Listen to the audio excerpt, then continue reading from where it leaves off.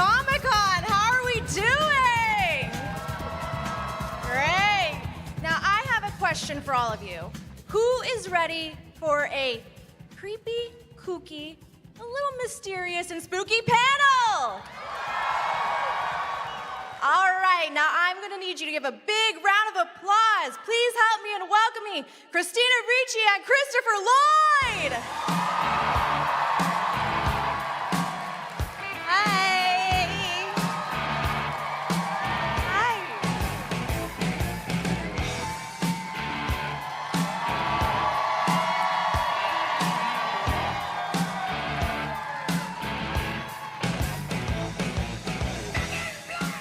Hello, how are we doing today? Good, how are you? Fantastic. Yeah. It's very bright. I know. These What lights. a crowd.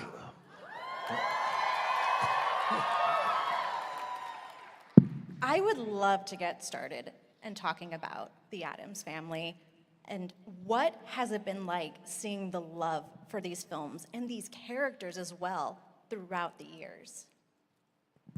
The what? Yeah. What? The love for our movies. Yeah. It's been amazing. I mean, it's incredible. I think Chris has been involved with way more movies that are beloved than I have been. But to be a part of these two movies that people still love and dress up as, and Yeah. it's really amazing, and it's wonderful, and it feels really good. Yeah. I guess that what comes to mind, I grew up, my family subscribed to the New Yorker magazine, and it has cartoons in it, and I'd always couldn't wait for the cartoons to come because it's Charles Addams, and there'd often be, what's his name? Fester, thank you. Would be in it. So I grew up kind of into Fester, just as a fan. That's amazing. You know, and then decades later, you got a call, would I like to be in the movie? What are the odds? That's incredible. I didn't realize you had that connection. Like, I was so young when I made the movies that I had to be informed about the Addams family by my parents. And my mother did show me a collection of the cartoons, but I didn't know about it before that. But it would have been so incredible to have grown up with that and then to have been asked as an adult to be a part of it. Yeah. That's an incredible thing. Yeah. Speaking about being a fan of the original characters, you know, those characters have been around for a while. They were iconic. So when you were able to be in the films, do you think you were able to kind of be creative and do something fun and different, or did you want to kind of keep it similar to those original characters? I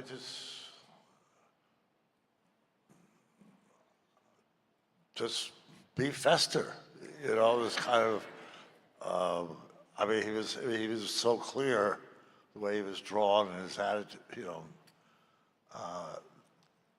that I just wanted to be able to make that real. Yeah. And for me, again, like, I didn't grow up with the cartoons, and I didn't grow up with any of the information. So my mother sort of, I remember before going to the audition for Wednesday, I had to go on a third audition for a movie I really wanted, where I had to cry and do this whole dramatic scene. So I almost didn't go to the Wednesday audition because I was so tired and I just wanted to go home. And my mom was like, no, this is actually really cool. And I was like, oh, fine, whatever. And we went, and she was like, no, it's perfect because you actually don't have to do anything. You just have to say the words. And I was like, oh, really? And she was like, yeah, it's Wednesday. You don't know this, but like, you literally don't have to give any emotion, just say the words. And I was like, okay, fine, then I can go to the audition. And that's what I did. And then playing the part was really fun because being a little girl in the 90s in the entertainment industry, I was always told to like smile and be charming and all this stuff. And so to get to play this part where I didn't have to do any of that was so much fun, I have to say. Okay. Going off of what you were saying, Christina, you know, you were mentioning like growing up in acting, it was like smile, perform, and then with Wednesday, it was very, you know, kind of showing no emotion. Was that kind of challenging in a sense because essentially you were doing kind of a lot of what you normally do not do? Well, I had a really hard time smiling and being charming, so it was a relief, frankly. And then I would love to know about kind of your overall experience filming these films. Well, I can remember there was some time when all of us, in makeup and costume, Yeah. we were all together between takes, and how, you know, we just talking in our costumes, and we felt like this is a family. Yeah, You and know? with Raul especially. Yeah, yeah. Raul always made us all feel like we were Yes. a family. Yes. He was such a wonderful, beautiful human being. And he always made everyone feel comfortable and at ease and safe. And no matter what we were dressed up like or what we were doing, it always felt so good. Yes, yeah. Raul was He wonderful. was a wonderful human being. Yeah. Always singing opera Yeah. and having a child on his lap. Well, there was Not in a scene- weird way, like in a nice, a wonderful way. We had a scene where it was made to look like Venice, so there was a gondola. Yeah. When you Right. guys went down to like the safe area, It was a real boat on real water in this In the fake studio. Venice. And I remember Raul got up and sang an aria from some opera. You know, it was the perfect place Yeah. for it, you know. He was so amazing. Yeah, it's cool. And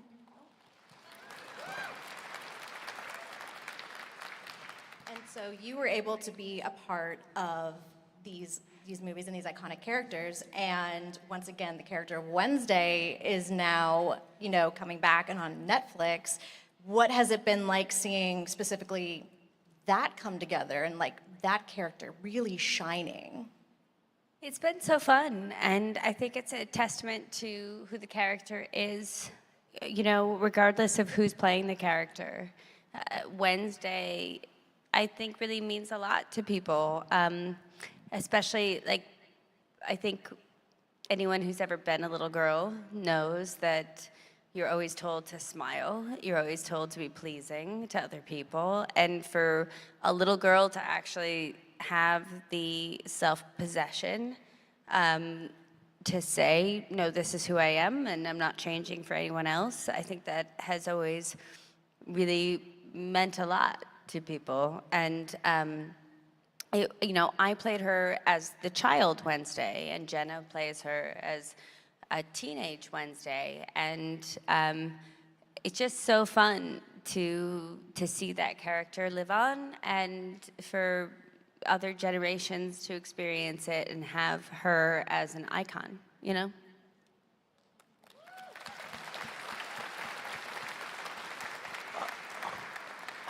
I remember, and maybe I don't have it right, but when for Addams Family 1, the first one, we had our first reading. All the cast, producers, writers, you name it, present. And somewhere during that uber meaty. What was it? Some problem arose with the script. And everybody was sort of pitching in, this is the solution, or that's the solution. You know, it went on and on and on, and eventually everybody came to a solution. Well, all us actors did. Like I mean, I was a child, but I was just listening to you guys, and all the adult actors decided what they thought would be best for the ending, and I was just listening. Yeah, and I don't remember what all the, but after it was agreed, this is what you voiced, you know, and how old were you then? I was 10. 10? But I didn't, but here's the thing, as a kid, you don't understand that you're in the presence of like the owner of Paramount. You know what I mean? Like, I didn't know. I just was like, if we're gonna have this group discussion, here's what I think everybody else here wants. And let me tell you, Angelica feels really strongly about this one point. And that's how that happened. Yeah, I mean, she just got up and said, if you do that, this solution that you all have come up with, the consequences will be this and that and that. 10 years old. And told the room. That was incredible. I had zero awareness of consequences or fear.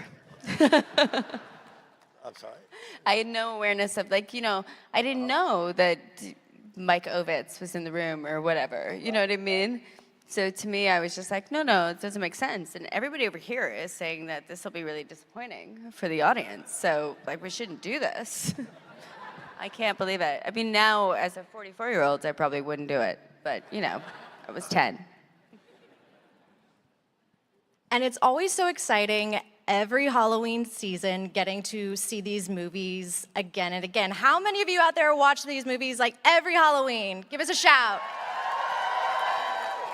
And you both have also been a part of, you know, other kind of like spooky movies with Casper, and I'm very curious, does anyone know a movie, Christopher, that you did, When Good Ghouls Go Bad? Yeah, like very spooky, like really fun, spooky movies. I'm very curious, like, do you like also watching these movies during the Halloween season? Do you love Halloween? Tough. I have to say, and I'm sorry to disappoint people, but I hate Halloween. I'm so sorry, I know, it's so disappointing. I think it's probably because I dress up all the time as my career. Like, that's my excuse. Yeah, but I don't, and I love giving out candy, and I like watching horror films at home, but the idea of being in a costume makes me scratch. Wow. Because I remember when I was somewhere during my adolescence, in the school, there was some sort of getting up on stage and doing some Halloween thing. Yeah. And I didn't know what to wear. I think I was supposed to be a Native American. There's also so much pressure. I know, and I was terrified. Yeah. So I think it's hard to ask actors if they love Halloween. Basically, is the moral of this story.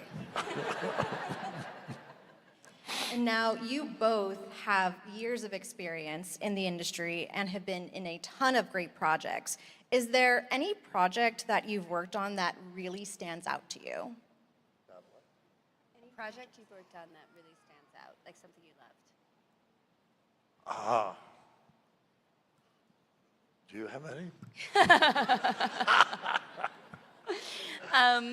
You know, I think the life of an actor, it's the projects you do go along with the years of your life. And so I would have to say right now, the project that stands out to me is the thing I'm currently working on, and we're about to start our 3rd season of Yellow Jackets. And thank you. And so that's the thing at this moment that I'm invested in. You know, it's hard to go back. It's like saying, oh, I miss my 20s. If I were to go back and say I miss a project I worked on at that time, it would be very depressing, just like it's depressing when you miss being 25. So I would say I'm just really invested in what I'm working on now. Great. Yeah. Any projects? Now, I'll say Halloween. Halloween. You know, no.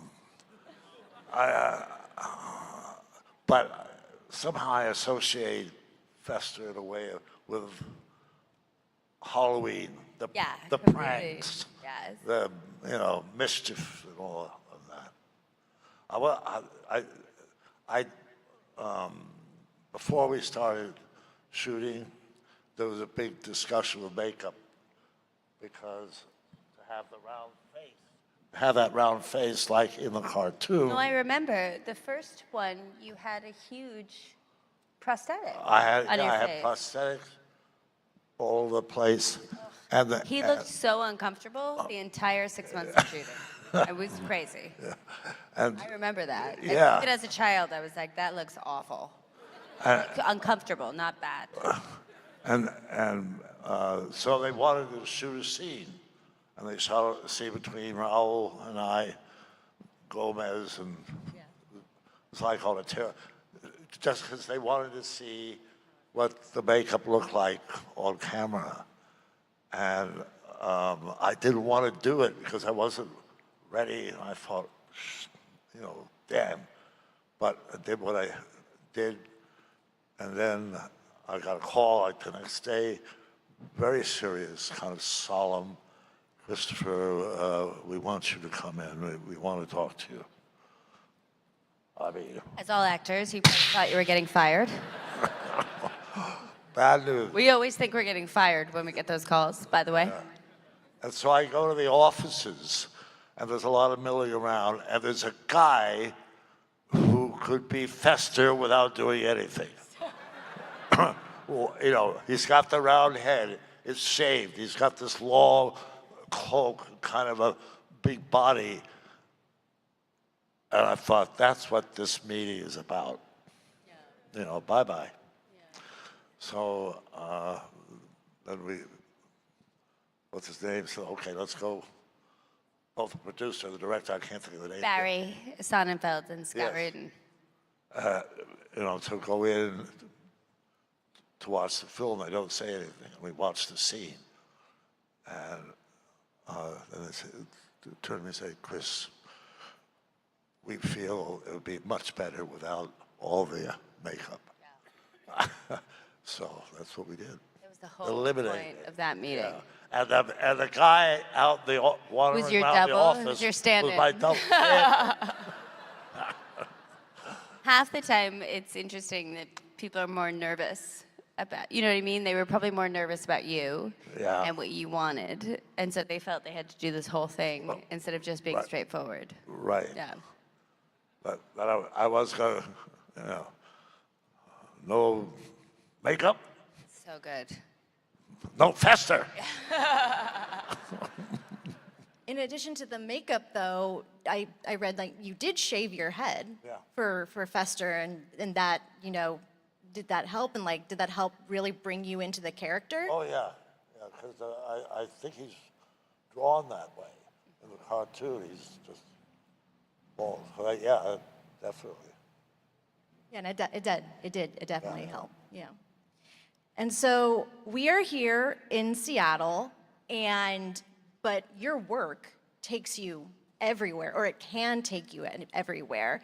Is there a place that where you filmed that you really, really loved? Yeah. It's a place in Peru or Chile Machu Picchu. Oh, wow.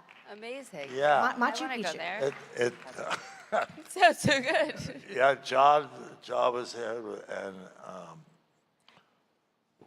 we did our thing in some city, you know, and then I think took a train up to as close as you could get, then a bus up closer, and then so you're really in the town.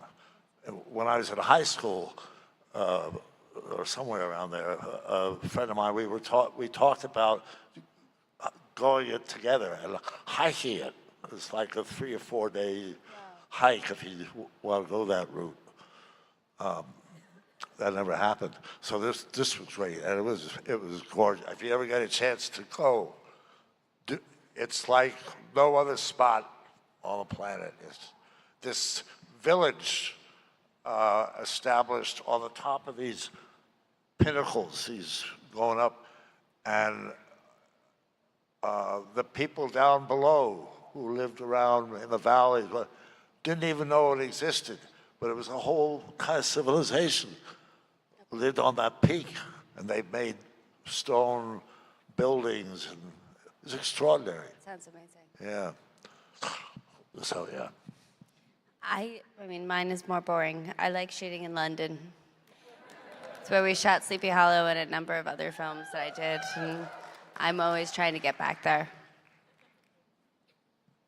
And so we will be doing a fan Q&A. So if you would like to answer a question, there are some microphones that you can come and start lining up. I do have one more question myself, though, which is, you know, again, we are here in Seattle at Emerald City Comic Con, and I would love to know what has it been like meeting all of these fans? It's been really great. Everybody's been wonderful here. It's been a wonderful con. You know, I have friends here in Seattle, and so it's been really amazing to be here this weekend. Yeah. I used to think to you know, when I first started doing this, oh boy, 8 hours sitting at a table signing autographs, and you know, but I'd come out, have a short conversation with the first person in line, and then and pretty soon caught up in all your lives, you know, and vice versa. So creates a lot of energy. Yeah. Thank you. Great. And we will start over on this mic. Hello. Hello, my name is Conrad. I'm from Mount Lake Terrace. Honor to meet you guys. Thank you for doing the selfie earlier today. And I actually interview celebrities on my Instagram, 300 of them, and just an honor to meet you guys. But anyways, my question is, what's one thing that you want to change this year that you didn't get to do last year?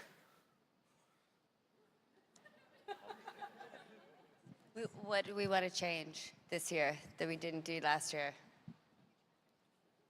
Yeah. No, I hear you. I know exactly what you're talking about, and I don't want to admit it, but I want to quit smoking. It's very 90s.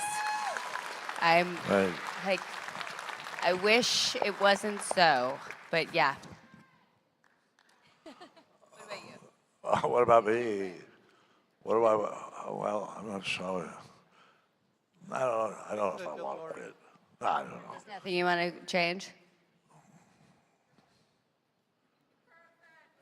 He's perfect the way he is, so just like, F off. What's he saying? I said you're perfect the way you are, so everyone can F off. Well, yeah. Yeah. You know, Yeah. So we're done. Thank you, what can I Conrad. say? What can I say? Hello. Hi, I'm Alex. I was actually born here in Seattle. I currently live in Vancouver, Washington, just across the river is Portland. But anyways, my question is, what Addams family crossover would you want to see? And I got two I can share with you if you can't think of one. Share. Thinking about it, one would be some kind of Sleepy Hollow crossover, or two, like an animated, the Addams Family Go to Halloween Town animated Nightmare Before Christmas special crossover. I'm thinking Scooby-Doo meets Addams Family. I mean, that's where I would go. I don't know, I'm stumped. Spider-Man and what Addams Family would be fun too. Who's next? Oh, I was thinking for a bit, and Back to the Future, That would be fun. Yeah? Yes.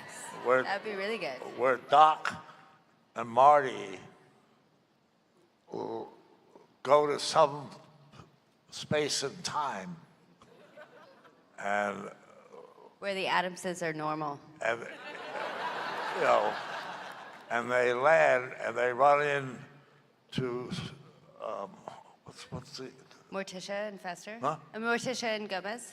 The Addams Family? no they're like a comic pair, animated. Which one? Rick and Morty. Okay. And they run into Rick and Morty. Don't ask me how or why, but Rick and Morty. I mean, it would be kind of phenomenal. You know, work on it.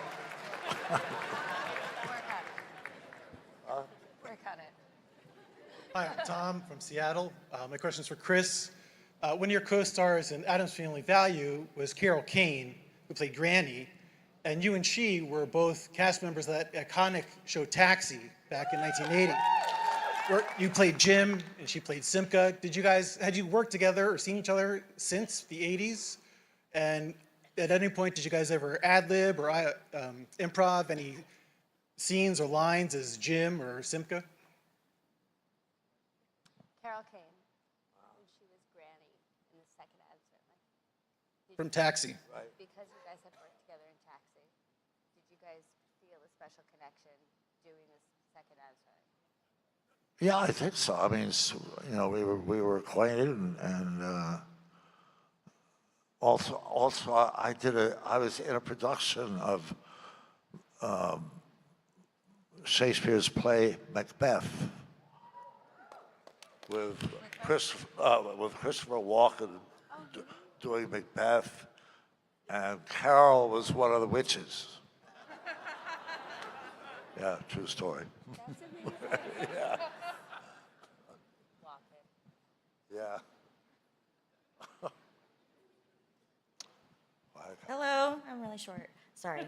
I'm Angel. I am currently in school as an early education educator.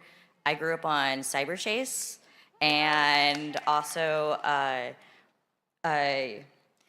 have a lot of people who are really interested in doing plants now after Wednesday. And so I was wondering, is there a project in particular that you love to do that you love for its educational values? Can you tell me what Cyber Chase is?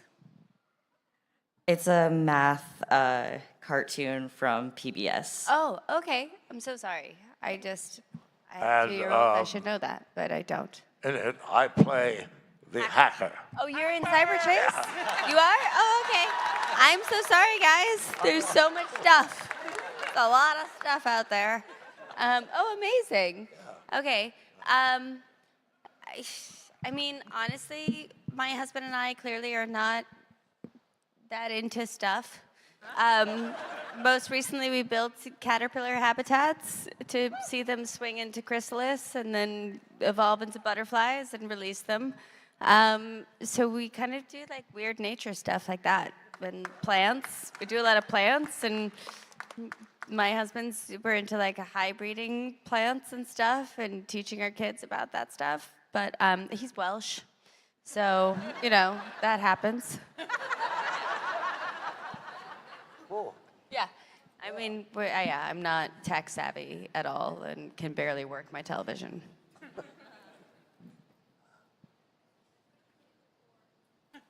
Hello, my name is Tamara. I'm from the greater Seattle area. And my husband and I just love watching these two movies. And I was wondering, I love the Thanksgiving play in Addams Family Values so much. And I was wondering if you both had a favorite scene that you remember from making the movies.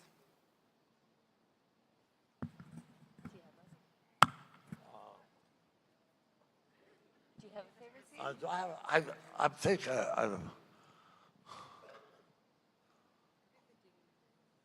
well, I kind of, the kind of sword fight that, the way it was choreographed, the whole thing, and the music, the Majuska, whatever the thing was, that was a lot of fun, and it was great working with Raul, and everybody else, so it was cool. I mean, I loved that scene, the Thanksgiving play scene. I thought that was really fun. I was 13, so the idea of burning anything down was great. And then before that, in the first movie, I really loved the play where we were reenacting that Shakespeare scene, and all the limbs were falling off and blood was flowing everywhere. I really loved that as well. As a former middle school drama teacher, I wish I could show that scene at school, but I wasn't allowed to. Really, even though it's all fake? Yes. They still don't like it? Okay, gotcha, Thank gotcha. you. Fair enough. Hi, my name is Greg. I'm from Tacoma. I had a conversation with some colleagues, younger colleagues, who didn't know who Andy Kaufman was. And in honor of him, and last time I think I asked you, in last con was that about Andy Kaufman. Could you recall or retell a story about Andy Kaufman when you worked with him on Taxi? Yeah, I thought he was really a wonderful guy. He was kind of went to a different drummer, That's right. so to speak. But he was always earnest. He was always committed to what he did, and a lot of the style of his comedy he created. He wasn't a copy of anybody. He made up ways to express his comedy, or whatever. But we were all rehearsing one day, rehearsing Taxi. The whole cast was there, and a conversation came up about levitation. And what's his name said, "Huh, Andy?" Said, "I could do that." And we had a break, and he sat on the floor, whatever, just without any, just eased down, sat like that. And we're all looking at it. Everybody's there, watching him, and he's sitting on the floor. And it was kind of a solemn moment, you know what I mean? There was something, because he did it without any... But did he levitate? Who cares? I was like... No. So he sat, he just like that. And 10 minutes goes by, and finally the production manager, we got to resume rehearsal.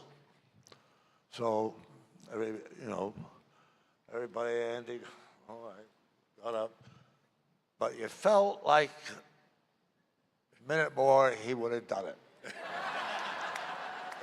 He was just so convincing, Committed. and with no apology, okay, I'm gonna do it. Thank you. I have a question for Christina. My name is Megan. I'm local. I love Yellow Jackets. I think Misty is so fabulous, smart, capable, and totally unhinged. And I would love to hear what your favorite part about playing that character is. She's really fun to play.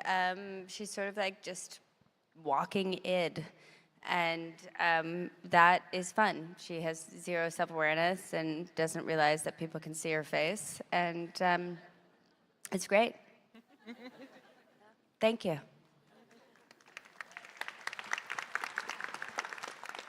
Hi, I'm Brian. I'm from West Seattle. I was kind of wondering about Wednesday 2. Christina, will you be returning? And Christopher, will you be at least doing a cameo? I don't know at this point. Because of the scheduling, I'm, kind of owned by Yellow Jackets, so it might not work out, or, who knows? Thank you. Thank you.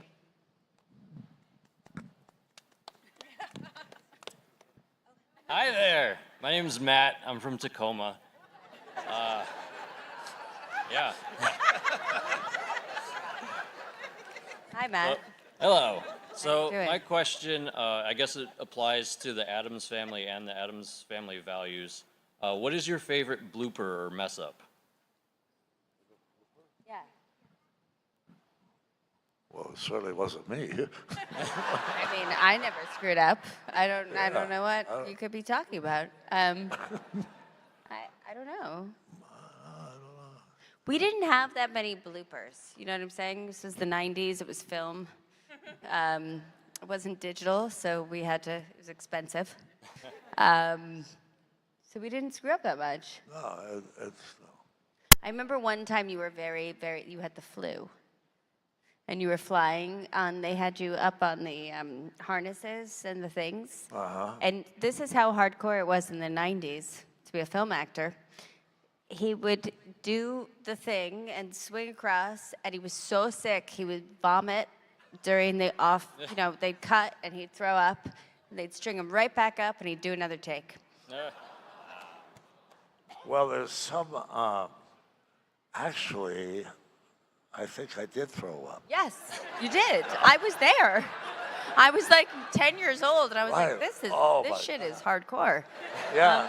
Christopher Lloyd can't even get a day off for the flu. Before that, I was hung upside down. Yes, this is the day with Raul. And I'm upside down, and it didn't work out well. They just, honestly, it was a period of time where unless you were unshootable, you had to film. Yeah. Thank you, guys.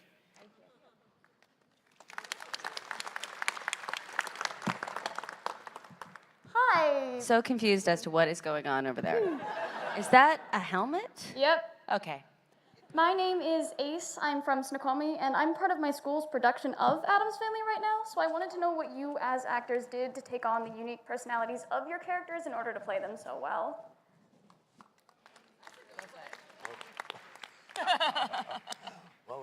What did you do to play Fester so well? Like what kind of prep? Well, as I said, I kind of grew up on them as a kid looking at the cartoons. And so I sort of felt I knew the guy by the time it came to do it.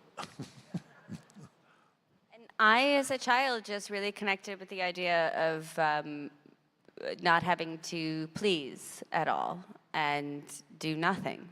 And that's kind of what I did. I did nothing. It's the beginning of my laziness.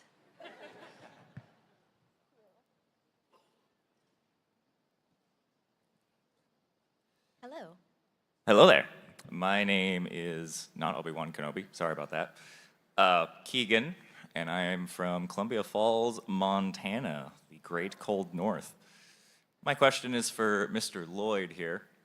Do you, over your acting career, have a favorite villain that you've played, from Roger Rabbit to your recent outing in Star Wars or anything else?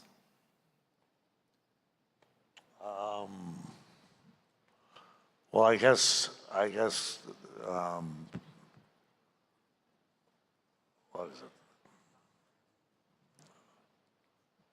The cartoon, Judge, yeah, Roger Rabbit, Judge Doom, kind of nasty.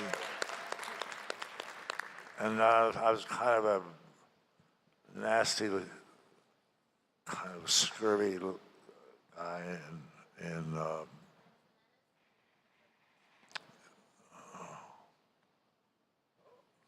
You've done so many movies. It's not fair. though with, I'll think of it. Okay. Go ahead. But Thank you so for much. now, we're going with Judge Doom. Because that was my favorite. Uh-huh. The Roger Rabbit villain. Yeah. Like, but that movie had just come out about 2 years before I worked with you. Uh-huh. And I was very impressed to be working with this man when I was 10. And even now. I mean, now still. Okay.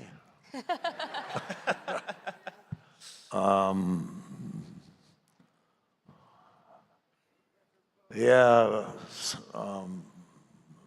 what was some kind of title of Macaulay Culkin, Dennis the Menace. Dennis the Menace. Yeah, that's what you said, right? Someone Dennis said Dennis the the Menace. Okay. Out here. And I was this kind of creepy guy wandering around scaring kids. Yeah. Thank you. So at this time, we have about just enough time for one more question. So we will go over here. I am so sorry. Make it good. Yeah, all right. So my name's Nick. I am here with my beautiful girlfriend, Luciana. And going back to the mamushka, the sword fight, how much of that was you? Like, what was the whole process of that? I guess it was, since you said you threw up, so. I think it was mostly me. I don't remember whether they had a stunt person for any of the dueling or anything, or whether there was tumbling of any sort. I don't remember. I wasn't there. I mean, I came and watched. Why am I? I'm so sorry. It's all right. I was thought in maybe school. you knew. I was in tutor school. I came and watched after you guys rehearsed and planned it out. I That's, throw up, that's- and that was it. are you satisfied? Scene two. Maybe we could take one more question. Okay, cool. One more Thank you. question? Yeah. Excellent. All right. Hi, my name's Terry. I'm from the Seattle area. This question's for Christina. Black Snake Moan was a very intense movie, and I just wanted to know what memories you have of filming that. Anything? Yeah, that's a really tough movie for me because the script that I read and the movie I was promised that we were making ended up being very different than the outcome. We ended up making, in editing and in marketing, it ended up being very akin to rape porn. And I was making a movie about a survivor of sexual assault and the effects that has on a young adult woman. So for me, that's a difficult film because I really gave that movie everything I had and ended up being betrayed in the outcome. Sorry to It's bring okay. that up. No, it's all right. It gives me a chance to address it. Yeah. Thank you very much. Thank you. And thank you for being here. Yes, yes. Thank you both so much for coming. Everyone, a big round of applause. Christina Ricci and Christopher Lloyd.